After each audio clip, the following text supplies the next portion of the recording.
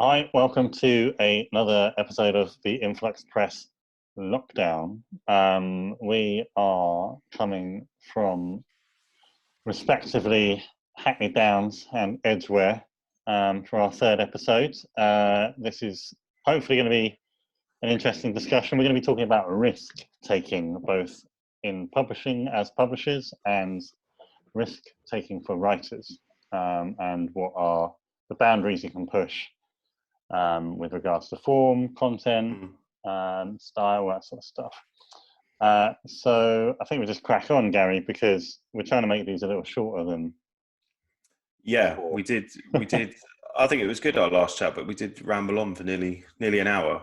Yeah. So respect to anybody who endured the whole thing. Yeah. Big up. And like you said, we're talking about risk taking in terms of writing, in terms of publishing, not in terms of going out sunbathing or going to the shops or any other cheeky moves to try and avoid social distancing. Coughing on your grandma or whatever. Yeah, exactly. Not that kind of risk taking. No. We're being very sensible in that way. Yeah, I mean, how should we start? This was your idea, wasn't it, to talk about risk taking? What do you mean by it? What is? What do I mean by risk taking? I guess what I was kind of angling for really was, I think small publishers like ourselves often get praised for being risk takers and taking risks, almost in the same way that people get praised for, oh, that was a brave decision you made, which actually the subtext is, you're an idiot. And I never would have made that brave decision. So sometimes I feel like applying the word risky or risk-taking can be a bit of a backhanded compliment, where it's kind of like, oh, wow, that you pulled that off, but, you were halfway to hell by that point, Yeah, I think it's good for us to try and define it as well, because I think risk taking, and I think there's a similar phrase, boundary pushing, they're both at times used in that kind of jargony sort of almost like PR bullshit that doesn't often mean a lot. It's almost like a kind of a marketing or a publicity term, risk taking. But I suppose my question would be, you mentioned small presses like us. Can you publish risk-taking books at Penguin? I don't know. Maybe this is where we come to the formal stuff. But in terms of what we do, what is risky about it? Well, it's risky because it still has to function as a business. And so the risk is always that we won't sell enough books, or we might not get funding from the Arts Council if we need it, or whatever, and we go under. That to me seems like the key risk. There's not a huge safety net for what we do. That surely is the key risk, which you would think would mean you wouldn't publish risk-taking literature because it would be too much of a risk. Yeah, but I think the irony of that is that the risk-taking literature is actually the stuff that would sell the best for a smaller publishing house, because we can't compete. Say if we did a very normal, perfectly good mainstream book that was, I don't know, like a little summer thriller, or one of those types of books which people love and they're great, but the marketing is all based around like big publicity budgets, big marketing, getting it in W.H. Smith's, getting it on tables of Waterstones, getting it in airport bookshops, which all require a much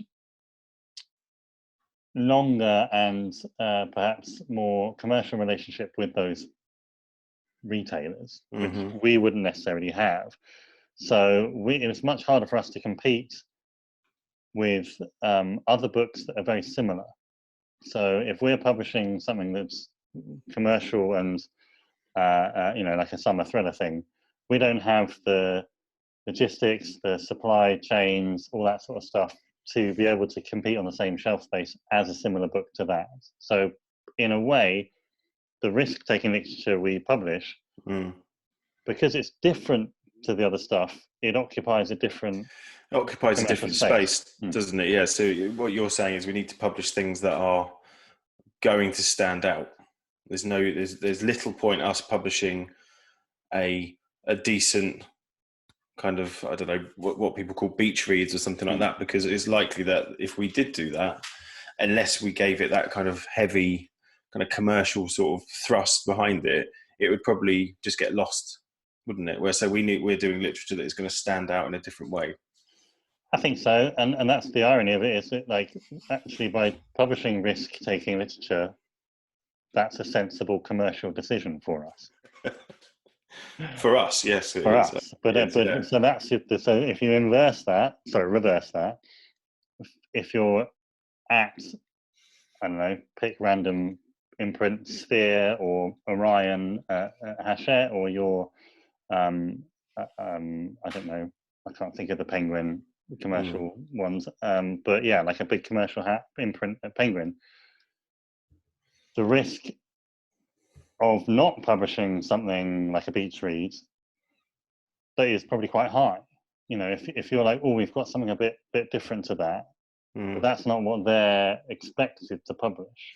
No, and absolutely. I can speak from personal experience here as working as a commissioning editor for a larger publisher, and there's a reason why you might see less risk in terms of at least form, like the form books take, how they're written, or the subject matter, and it's precisely because if you're a commissioning editor and you take a risk on a book and it tanks sales wise for whatever reason, that's a black mark against your name. No, maybe it shouldn't be, maybe it isn't at other companies, but that is definitely something that I experienced.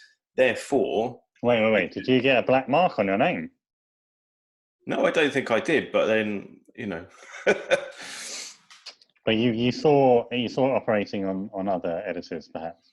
No, but I could feel that pressure, because you would think, well, why am I going to bother to stick my neck out on the line for something that might reflect badly on me? Now, I know people like to have, people outside of the industry or readers like to think of the sort of kind of pure dedication to literature, which isn't really true. I don't think you have to think about these kind of very, I suppose, very basic, almost like commercial decisions people make all the time. And that is, from my perspective, something that leads to publishers publishing the same type of book again and again and again, until you have like a success. There might be a kind of outlier book that does really, really well, and immediately the next 2 years you'll see numerous books in that sort of subgenre with a similar cover from all kinds of press, until people have lost interest, and then on to the next. What's interesting about that, which I've always found interesting, because there's a very obvious pattern, like something blows up and then everyone copies it. That initial outlier has to be a risk. So someone always has to take the risk for other people to be more conservative, right? So let's say, I don't know, I'm trying to think of a commercial book that did really well. And like Amy Liptrott's The Outrun or something like that, which did brilliantly.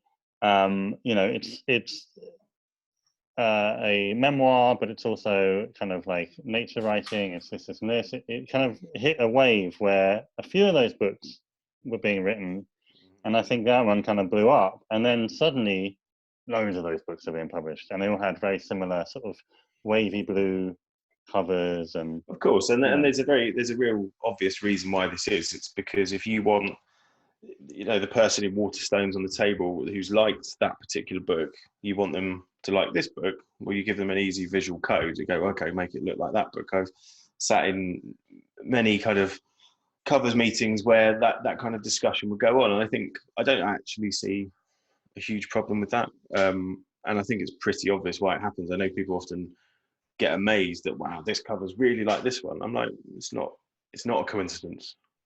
No, I mean, if you think of car manufacturing, a lot of cars look very similar to each other, and there might be different brands. Not like Volkswagen cars, like against, I don't know, Peugeot or whatever else. Like, they don't vary that I mean, unless you're getting sports car level or, you know, very kind of like your bog standard car that you're going to drive to the supermarket doesn't look that much different from another car, right? Because people look at the car someone else has got and goes, oh, that one's nice. Oh, look, here's another one that's a little bit cheaper that looks a little bit similar, you know, sort of stuff. Loads of commercial things are copies of other things because, like you say, it's a visual, it's a semiotic way of saying this is similar to something you've also enjoyed. Yeah. Now, which I mean, that's also right. I mean, it's the same as, you know, isn't that how your Amazon algorithm works? It recommends you stuff. Sometimes it's correct for me. I'll go, oh, I would like that book. Do you know what I mean? I'm talking about algorithms. Before I go back to what I was going to say, this is years ago, just when Amazon was starting, I ordered a book called, I was doing some research, I promise you, on dictators for a script I was writing. And I ordered a book called Sex Lives of the Great Dictators because I wanted to get some insight into their sexual psychology. And for about a year onwards, because Amazon, those algorithms, that's about the only book I'd ever bought. I just got recommended Sex Lives of, like every single like Sex Lives of presidents, Sex Lives of movie stars. It took ages for me to get that algorithm changed. To break the algorithm. Yeah, exactly. But anyway, going back to the covers thing, I think that's where people like us have to have, or, you know, there's two ways of looking at it, right? So you got the Fitzcarraldo model, which is like the same design over and over again, which stands out. Which gives them a very, very, very clear identity, doesn't it? Which I think, I love a lot of Fitzcarraldo books, and I think that works to their benefit. And I suppose people like the kind of more bibliophile types, who I definitely think there are more small press readers who are book lovers. I think that's fair to say, rather than a casual reader. But that's a risk, isn't it? Yeah, oddly, it's a risk because they having their own brand, which is doing fantastically well, which is great. They can't deviate from this. No. So there's a risk inherent in doing that. There's also a risk inherent in doing what we do, which is we have a completely different cover, no relation to any other previous cover. You wouldn't know it was an Influx book unless you were aware of Influx or you saw the back and it had the little logo. So that's two ways of looking at it. We get flexibility to, if we do come across a book we think might be a bit more commercial that we really want to publish, we can change the cover and fit it into those sort of areas, whereas I guess Fitzcarraldo can't do that. And it's interesting. I think, I used to work as a bookseller, and I'm sure lots of other people in publishing will be aware of this, that outside of the kind of people who are really into it and in the small press scene and within publishing itself, I don't believe that most readers care that much about who publishes the book they're reading. I never did until I sort of became involved in the industry. I was looking for a certain kind of book that I wanted to read, and very slowly I might have become aware of who published it. I think the same applied to me with music. But do you think that's fair to say that actually who publishes it is probably not an issue for a lot of readers? For a lot of readers, but I do think there are more discerning readers than we perhaps think there are. Yeah, I mean, the people who are very supportive of Influx Press and all the other independent publishers are definitely very aware of that. I think that. Yeah, I think I knew what vintage was when I was younger. I think I knew what Galansk was. I think I knew the names. Might have had a vague feeling that Galansk published sci-fi, that kind of stuff, but it certainly wasn't the same as record labels, where I'd be like, no. That's what Sub Pop do. Oh, that's what XL do, or whatever. But I think that's changing now as well. Maybe if you were talking to a record label owner in 1999, they'd say, well, most people don't know what record label it is. Yeah, very true. They just heard the record and want to buy it, which is interesting. Anyway, I think in brevity, is there any more we want to talk about in terms of publishing? Because I feel like we're talking about risks in terms of like presentation and stuff like that. What about the risk of taking on an author or a book that no one else has done anything like before, and really kind of like staking a lot of, not necessarily money, but time and effort on getting that book out there. Because when you don't have anything to compare it to, or the author is unknown, you have to put a lot of effort in to publicizing it. So I wondered whether you might be able to talk about how we weigh up those situations. What do we take into account when we're signing a book? Yeah, that's good. So we're saying it's a book that's got what we would consider quite boundary pushing form or subject matter, or maybe both. Yeah, so it's not an immediate easy sell. Is that what we're saying? What would we take into account? Firstly, I think the quality of the work. I think if it is unusual and it's really grabbed us, I think we would be confident we could kind of translate that excitement we've got for it to other people through the way we promote books and do events. I would know that X amount of people will buy a book because it's an Influx book, will trust us at this point. I think that helps. What maybe some more practical considerations? What would I consider? I suppose the author and the author's sort of presence. I'd see what they were up to. Were they going to be promoting this book well? How, whether did they have useful connections, I suppose. And again, maybe that sounds unfair, but I think these are things I would probably consider. We think, how can we give this book the best chance it's going to have? How are we going to make it stand out? And I'd look at all the factors involved in that. What about you? Yeah, I think so. I think for me, it would be, well, all the stuff you said, but also what's this book going to look like in 3 years' time? Because we're going to want a longevity of sales, or we're going to want a long tail to it. So, you can have your quick flash in the pan, this is the most contemporary book you've read this year, and it's about Donald Trump and blah, blah, blah, whatever, right? And that goes very out of date very quickly. Anybody who wrote a Brexit book, gone, finished, not going to read that, don't care. So the risk there, like, oh, this is the best Brexit book I've ever seen in my life, that no one's going to read that book anymore. So there is a sense of like, okay, will this still be risky in 3 years' time? Is this still going to be pushing boundaries in 3 years' time? So you're talking specifically about the subject matter there, yeah. So you're thinking, I think so, yeah. What you're saying is there's almost something can almost be too contemporary, too like now, and of course now ends very quickly, doesn't it? Well, it just did. It just did. and then again. Well, I think like in terms of form, risking and form, like there is no risk in form. It's all been done. Yeah, I do. I mean, everyone's written a book without a full stop. Everyone's written an Unipo thing with like no ease, and everyone's written a monologue, and everyone's written an epistemological book, and everyone's, what I mean, like that. I don't think risk taking in form exists anymore, but I do think each generation comes across those risks as if they're new. Yeah, I would agree with that. And for me, and this is an entirely personal opinion, I'm far more. I find like the formal innovation interesting and of value, but it's most interesting to me now.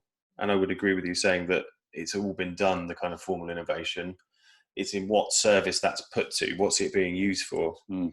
So I think the subject matter and the story you're trying to tell, and maybe the point you're trying to make, when it's wedded with the correct form, can be very, very powerful, I think.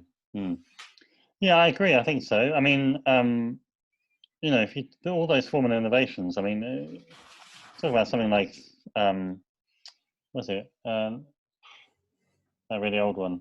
Is it Jerome K. Jerome? Is it that one? No. What's the one where he's like blanked out some of the words? Old kind of British. It's not Three Men in a Boat. Is it 3 Men in a Boat? Anyway. Talking about sort of British, like experimental writing. I was thinking like B.S. Johnson and stuff like that. I was thinking like earlier than that, like where the novel was really novel, and people could just do whatever they wanted with it. And Fernando Strigoti, one of our authors, often talks about how Don Quixote paralyzed Spanish novel writing forever because he did everything in that book. Like everything that was a formal experiment in novel writing in Spanish was done in Don Quixote. So where do you go from there? But I think that's interesting as well. Like what is considered risky, either formally or content-wise, can definitely become canonical, can't it? So Mm. you and I, especially when we were younger, like I think like a lot of young British men into literature, we were really heavy on J.G. Ballard, Yeah. who I'm still, a gigantic fan of. Now, at the time, some of that was, I think, genuinely radical stuff, especially the work in the 70s. Mm. And now that will have that's, I would say, considered part of canonical literature now. Would you Mm. agree? No, I think so. I mean, I do think it's quite radical to not really have ever written a character. But what I'm saying is something that might be fringe at a certain Mm. time. If enough people like it, which is what you want, surely you want them to like it, Yeah. then it kind of can get brought into the more mainstream discussion of what literature is. Yeah, Other I think so. examples, Yeah. I was thinking that kind of very sort of male, quite gritty writing that was popular in the 90s, Irvine Welsh in the UK and Chuck Palahniuk in the Mm. US. Mm. That was seen quite shocking and fresh at the time, and that's Transgressive. That's what it was, isn't it? transgressive. I think there's a lot of value in that kind of writing. I wouldn't say it's passé, but that definitely again became just another mode of storytelling, didn't Mm. it? I don't think it's. Is it radical now? Not in the same way. No, I don't. I don't suppose it is. I think what was I think celebrated about, say, train spotting Mm. was the vernacular, right? So Yep. like how they spoke, and they spoke with very Leithian accents and whatever else. Like doing vernacular is not radical, but somehow someone hadn't done one with the Leith vernacular. Mm. So it seems like it's new and fresh. But the concept of doing vernacular is not new. It's just no one's done it in that particular vernacular. But then this is where I say kind of what in terms of what is radical about maybe some of that kind of writing.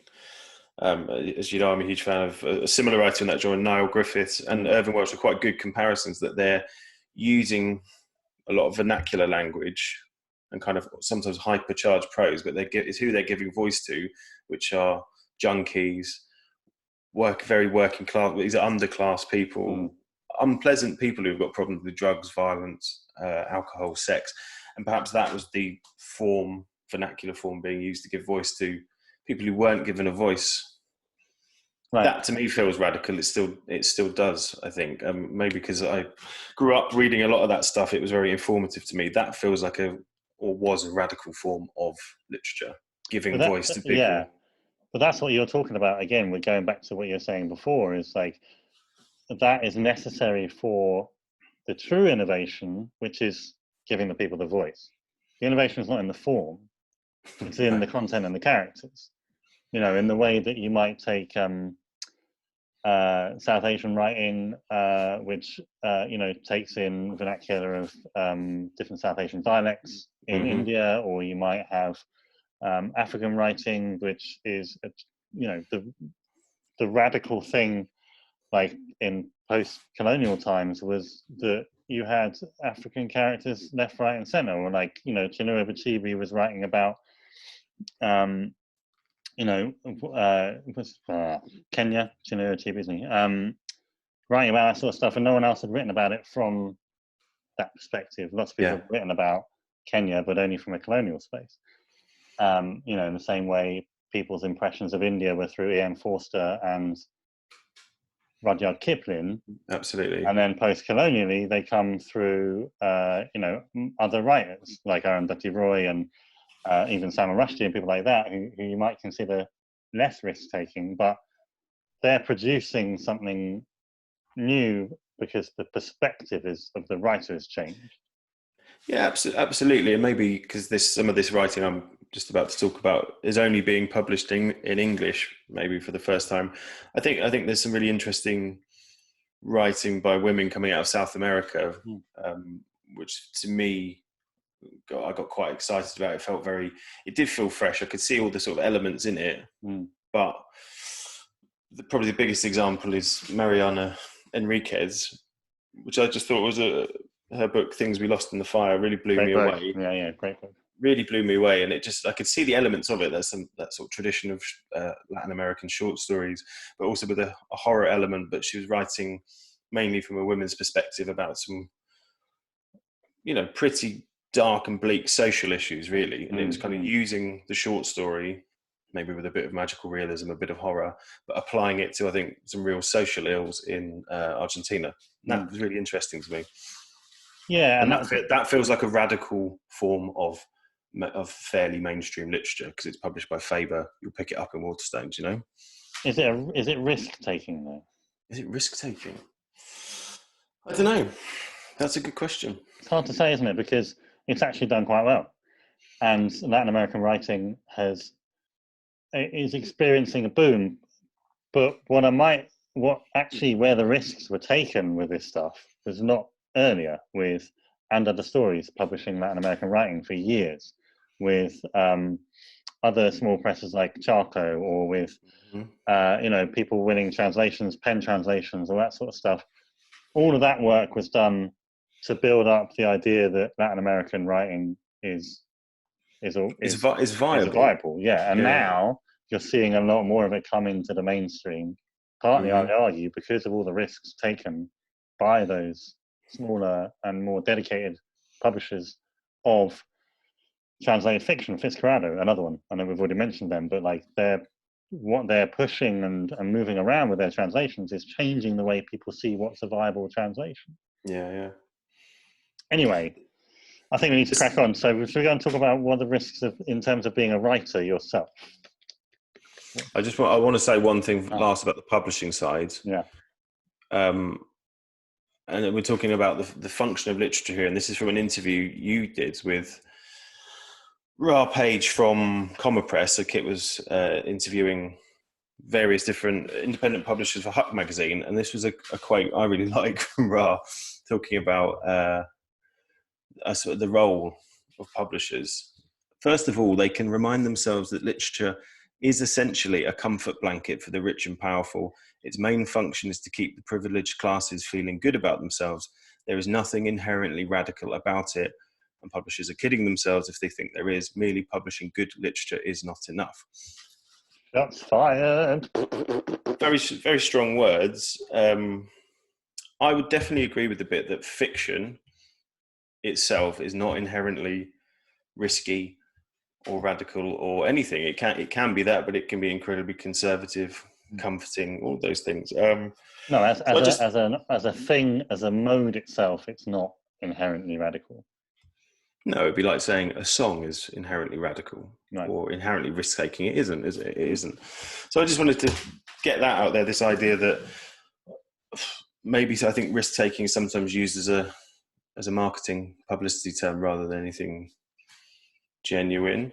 Okay. But which sounds quite harsh. Okay. But I just comment below. Yeah. I would ask you. We run Influx. What would you consider? What are our risk-taking books we've published, and why? I think Astrid was a risk, even though on reflection it's done really, really well. Mm-hmm. And Ellie's great and all that. But we printed 500 copies to start with, because we thought this is like quite niche writing about writing. It's about language. It's about playfulness of language, definitions, communication. There isn't much plot in many of the stories. No. And short stories often require plot to drive them forward. And I think that was a risk. I mean, it pulled off, but those 10 stories she wrote, mm-hmm. Then that's not a normal short story collection in terms of looking at the rest of short story collection. No, it's not, and I think you're right. I mean, and that's why we only published 500 to begin with, which seems absurd now. But the reason is, you would not take a huge risk and print thousands and thousands and thousands of a book of experimental short stories, mainly focused on language, published by an independent publisher. You wouldn't expect that to do as well as it did. No way would you do that. No, so I think that's one of them. I don't know. I'm trying to think. I think maybe Gareth Rees's work, the second book, Stone Tides, was a bit of a risk, because it was so hyper local to Hastings, Mm-hmm. and also very personal to Gareth. And I think whoever's read it has loved it, but it had a very difficult hook. There's not really something we could pin the marketing on, and that's a risk in itself. And it didn't really fit into one category, did it? No, whereas we could see when we did Car Park Live, we were like, well, this is obvious. This is not a risk. We're going to do this, and it's going to be fine, because who doesn't want to read about car parks? Yeah. You know, sometimes you can see the book ahead of its publication. You know, where you're like, oh, that I can see that's going to do well. Yeah. And other books you just can't. And I think often that's the risk. In terms of the writing itself, I think Gareth's a brilliant writer, but that particular book, because it was so personal and you know, quite kind of almost like a lucid dream, that book. Mm-hmm. You know, that's not for everyone. No. Yeah, Okay, I'd agree with that. Right. I'm aware we've got to get on to the next bit. So so we just quickly, I think maybe give it 5 minutes, 5 or 6 minutes, just in terms of what are the risks writers take with their work. So from a writer's perspective, do you find that you've taken risks as a writer, and also other writers you know or aware of their work, what risks do you see them? So for me, like, this is quite a boring example, but you're known for, like, as a writer, you might be known for one thing. And then so you want to change that. So you write something completely different. That's a hard trick to pull off. That's a risk. Yeah. Right? So that would be my example, but I don't know whether you can come in with a couple. I'd say that's one of the reasons why people take nom de plumes, isn't it? Where they write under a different name when they kind of try and change genre or style. Do you mean risks that I've seen or risks that I take personally? Both, I think. What are the risks? I think you've got to have, as a writer, some kind of courage in your convictions. You've got to think that your style or subject matter that you've landed on, you have to believe in that, to not to say you can't improve on it, but you have to believe in that. And even if it gets knocked back a few times, that doesn't mean it's not worth doing. Because if you've got the talent, I think, I don't think this is a talent I have. I know some writers are very good at this, at switching the way they write or being able to write in different registers, different modes. Something, a talent I actually quite envy. You can, if you want, study a certain commercial form and say, I'm going to write that. You write it, and you'll have a good chance at being successful in that area. So I suppose I wouldn't say it's a risk, but for me, I just thought, no, I want to write about this subject matter, and I'm writing about it in this way, and I'm going to improve at doing that. Does that make sense? Yeah, that does make sense. But that requires, like you say, courage and honesty and arrogance, faith, arrogance. All right, but like, it's a risk because that's a really long strategy. I'm going to write the way I write until someone eventually likes it. It's kind of the strategy, isn't it, in a way? But when I think about a lot of writers I genuinely admire, but there's Ballard would be one, that they do a similar thing. I mean, I don't see a huge amount of changing his style throughout the period. And I do respect that, and I like it in lots of art forms where people just were doing what they were doing and they built up their sort of following just as they went. Do you know what I mean? So I don't know if that's a risk, but in terms of writers who've sent us stuff or people I've seen, I think writers take risks. The upcoming book, Boy Parts, we've got coming out, I think is genuinely a bit of risk-taking literature. I think it's very accessible to read. I think it's very funny, but its subject matter is definitely not for everyone. I think it could, and what's the risk there? That you risk, I suppose you risk some people really disliking what you do, but I think that's okay. You wouldn't want everyone to like the work you produce, would you? I wouldn't. No. I mean, what's that famous? It's not famous. It's my favourite Kanye West line. Right? And that's why you're laughing. He says, as soon as they like you, make them unlike you. That's kind of how I feel about books. So what that brings me on to then. What about books that are intentionally difficult in terms of like their formal structure, their prose? Is that risk taking, do you think? No, I think it's alienating. Do you? Yeah, I think if it's done just for the express purpose of being awkward and difficult, like you said, if it fits what you're trying to do with the characters and the subject matter, fine. If you're just doing it because you want to challenge the reader, or you want to, like I said, all of the experiments have been done. You have to apply the experiment or the risk to you have to have a reason as to why you're doing it. And just to do it for its own formal sense, I think it becomes one of those parlour games. I would agree. And where literature becomes a tool for the elite and, becomes academic. And literature can be academic, but not all of it should be academic. Yeah, and I think you and I have that perspective that if it's becoming like an academic exercise, we're probably not interested. I just thought of a great example of what you're talking about there, or what we've been talking about, merging that kind of formal innovation with, I'd say, a kind of a radical point. The book Fountain in the Forest by Tony White. Good example that uses one of the Oulipo methods, and it uses a word from each day of the Guardian crossword in the year the book's happening, which is 1985. 1980, I can't remember. Yeah. Which I really like, and I think that adds something to the book. But of course, if you didn't know that was there, I don't think it would harm your understanding of it either. And that's what I love about it, is if it wasn't explained to me that's what was happening, you can read the book and not know. But then when you find out, because he writes the note at the end of the book, you find out it's all from Guardian crosswords. It just gives a lovely little depth. Like it does give depth to it, and I think it works because it's a story about undercover policemen and the Battle of the Beanfield, and quite a lot of really interesting sort of British and French kind of left-wing history in the 80s and stuff. Yeah. And then it uses that formal innovation.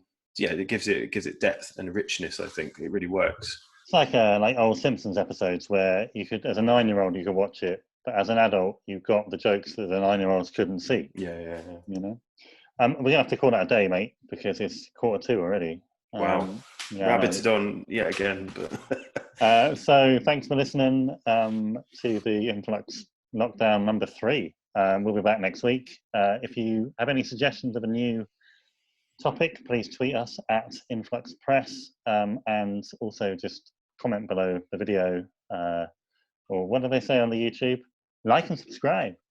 Yeah, that sort of stuff. And don't abuse us in the comments too much. And it's goodbye from him.